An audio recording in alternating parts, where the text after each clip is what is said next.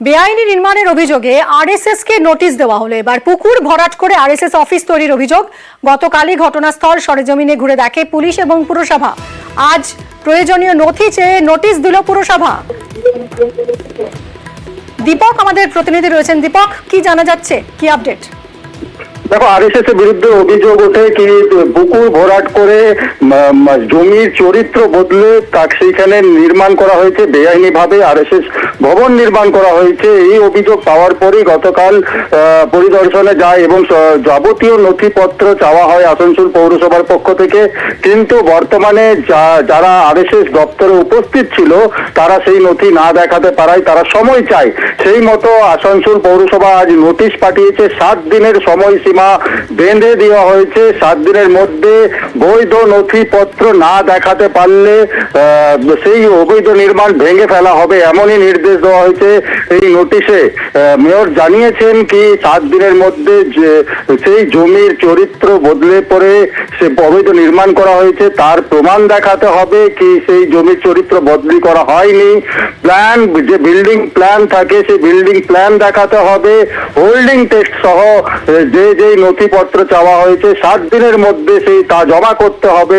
না হলে পৌরসভা কিন্তু আইনি পথে হাঁটতে বাধ্য হবে। অন্যদিকে আরএসএস এর যারা আধিকারিকরা এই দপ্তরে থাকেন তারা জানাচ্ছেন কি 7 দিন যে সময়সীমা পৌরসভার পক্ষ থেকে বেঁধে দেওয়া হয়েছে সেটা কিন্তু যথেষ্ট সময় নেই, হয়তো আরো একটু বেশি সময় লাগবে। তারা নথিপত্র জোগাড় করা শুরু করেছে, তারা সংগ্রহ করা শুরু করেছে এবং হয়তো 7 দিনের পর আরো বেশ কয়েকদিন সময় চাইতে হবে আসানসোল পৌরসভার কাছে, তারপরে তারা নথিপত্র জমা দিতে পারবেন।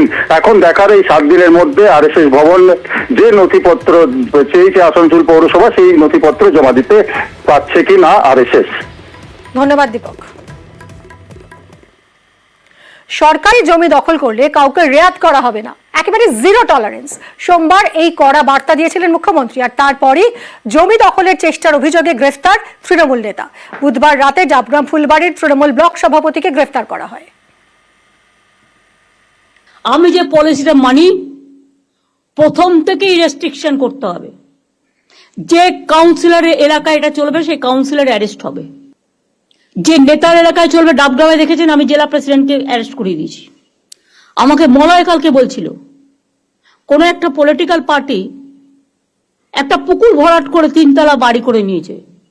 তুমি যদি তৃণমূলের বাড়ি ভাঙতে পারো তা তুমি তাহলে আরএসএস এর বাড়ি কেন ভাঙবে না? জমি দখলের চেষ্টার অভিযোগে গ্রেফতার তৃণমূল নেতা। বুধবার রাতে তাকে গ্রেফতার করে শিলিগুড়ি পুলিশ।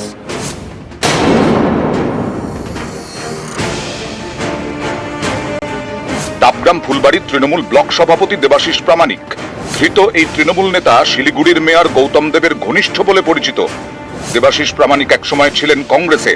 2013-এ কংগ্রেস থেকে তৃণমূলে যোগ দেন। 2018 থেকে 2023 পর্যন্ত জলপাইগুড়ি জেলা পরিষদের ভূমি কর্মাধ্যক্ষ ছিলেন। তারপর ডাবগ্রাম ফুলবাড়ি ব্লকের তৃণমূল সভাপতি। জেলা পরিষদের প্রাক্তন ভূমি কর্মাধ্যক্ষ দেবাশিস প্রামাণিকের বিরুদ্ধে জমি দুর্নীতির ভুরি ভুরি অভিযোগ। সরকারি জমির পাশাপাশি ব্যক্তিগত মালিকানাধীন জমি দখলেরও অভিযোগ উঠেছে। সম্প্রতি উত্তরবঙ্গে জমি দখল এবং জমির চরিত্র বদল রুখতে সরব হন মুখ্যমন্ত্রী। প্রশাসনিক বৈঠকে পুলিশ এবং প্রশাসনের কর্তাদের দ্রুত পদক্ষেপের নির্দেশ দেন। তারপরেই বুধবার গ্রেফতার তৃণমূল নেতা দেবাশিস প্রামাণিক। বৃহস্পতিবার গ্রেফতার আরো 2 অভিযুক্ত, বিমল রায় এবং মোহাম্মদ কালাম। মুখ্যমন্ত্রী যখন বলেছেন যদি তথ্য প্রমাণ থাকে, যে তথ্য প্রমাণ যার বিরুদ্ধে থাকবে সে অ্যারেস্ট হবে। তথ্য প্রমাণ যার বিরুদ্ধে নেই অন্যায়ভাবে তো কেউ অ্যারেস্ট হবে না। মুখ্যমন্ত্রী আমাদের নেত্রী, উনি যেভাবে বলেছেন সেভাবে না, আমি খবর পেয়ে আসলাম। এই গ্রেপ্তার পুলিশ বা সিআইডি কে দিয়ে অপরাধীদেরকে একটু আড়াল করে রাখা এবং জনগণের মধ্যে ইমেজ বিল্ড আপ করার জন্য এই গ্রেপ্তার কিনা। উনি ওই এলাকার বেতাজ বাদশা, তার সম্পদ মনে হয় অনেক রাজা মহারাজার থেকেও বেশি। ডাবগ্রাম ফুলবাড়িতে জমি দখলের চেষ্টার অভিযোগে তৃণমূল নেতা গ্রেফতার। আর ধূপগুড়িতে জেলা পরিষদের জমিতেই চলছে অবৈধ নির্মাণ। ধূপগুড়ি থেকে ফালাকাটাগামী 31 নম্বর জাতীয় সড়কের পাশে নির্মাণ কাজ শুরু হয়েছে।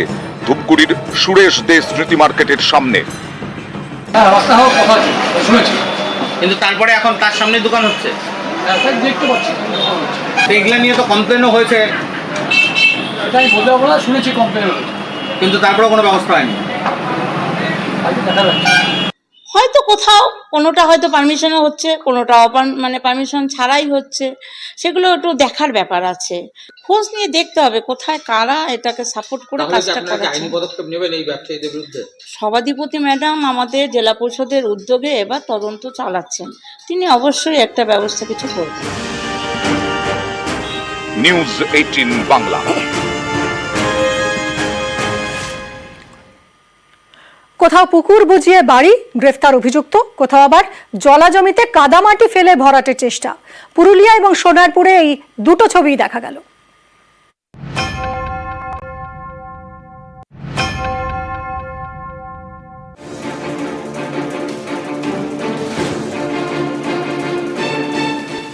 পুরুলিয়া পুরসভার 7 নম্বর ওয়ার্ড, এখানকার রামবাদপাড়া এলাকায় পুকুর ভরাট।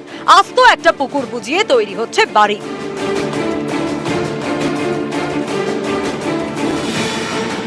অভিযোগ পেয়ে বুধবারের পর বৃহস্পতিবারও এলাকায় যায় পুলিশ। একজনকে গ্রেপ্তার করে। ইললিগ্যাল ভাবে যে যদি কেউ এগুলো করে তাদের এগেনস্টে অ্যাডমিনিস্ট্রেটিভ স্টেপ নেওয়া হবে।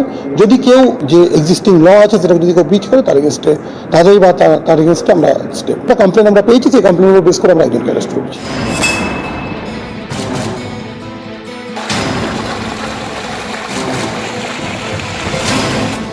পুরুলিয়ায় পুকুর ভরাটের অভিযোগে একজনকে গ্রেপ্তার করেছে পুলিশ। কিন্তু তাতে কি, এই দেখুন দক্ষিণ 24 পরগনার সোনারপুরের ছবি।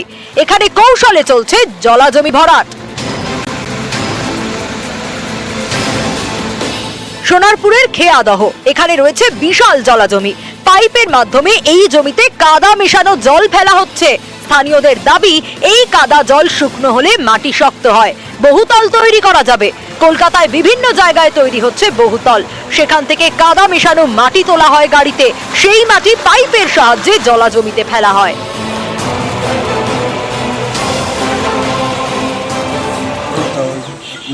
কি ব্যাপারটা হয়ে আছে বলতে আপনাদের লোকালি তো ক্ষতি হচ্ছে, এইভাবে যদি ভরাট হয়ে যায়।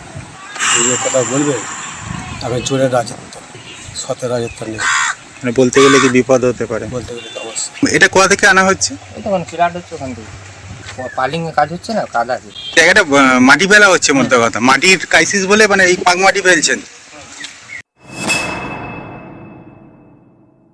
আমি তো না দেখে কে করছে তদন্ত না করে, না যুক্ত করে কারণ নাম বলতে পারবো না কে করছে। আপনি বললেন আমাকে কয়েকটা দিন সময় দিন, আমি দেখে তারপর দেখছি। যা করণীয় থানা পুলিশ হয়েছিলেন সবই করেন।